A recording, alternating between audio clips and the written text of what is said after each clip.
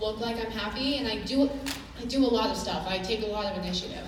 So that's one of the biggest problems with mental health. People don't quite understand that everyone can struggle with it, and people don't understand that they themselves might be struggling with it. One of the biggest problems I had was that before I was diagnosed, I didn't think that I had any problems. I thought I was just basically weaker than everyone else. I was thinking that everyone else seems to be able to handle all this stuff.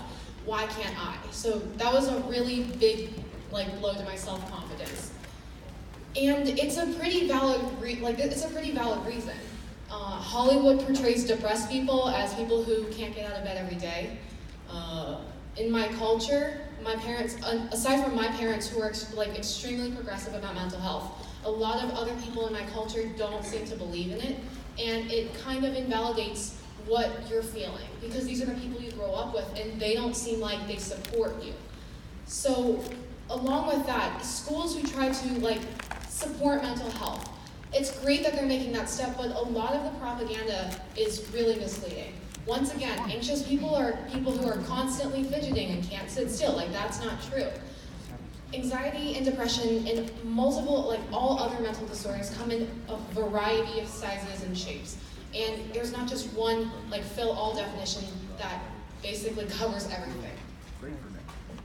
But if you do struggle, you are not alone. 20% of youth struggle with mental health, but because it's a taboo topic, 56% of them don't seek any treatment because they don't think they have it, or they're afraid of admitting that they're weak, which is one of the biggest reasons why mental health is such a prevalent problem. But I want to change that. I've already spoken out a lot on social media. My Twitter is filled with pro-mental illness recognition. It's filled. And I also write blogs about basically mental health, because I'm trying to raise awareness for it. Our school recently created a mental health awareness team, which I'm also a part of, where we work with our school to develop solutions to mental health, and we also try to break down that stigma about mental health. So, what do I want everyone here to do? I didn't give this TEDx speech just that way I could come on stage, even though it's pretty cool up here, it's a nice view.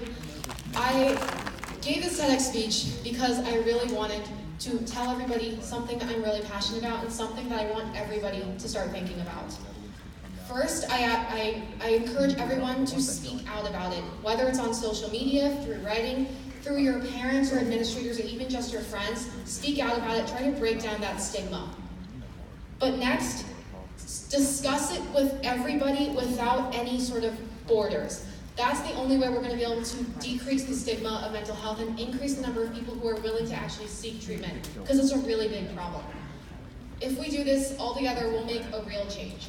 I want to leave everybody with something that my therapist told me, I think it was a couple months ago, and it really changed my life.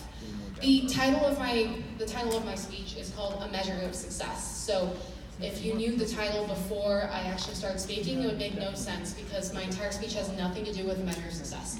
But the most important thing that my therapist has told me so far is that success is not measured by how much money you make, how famous you are, or how many Wikipedia pages you have.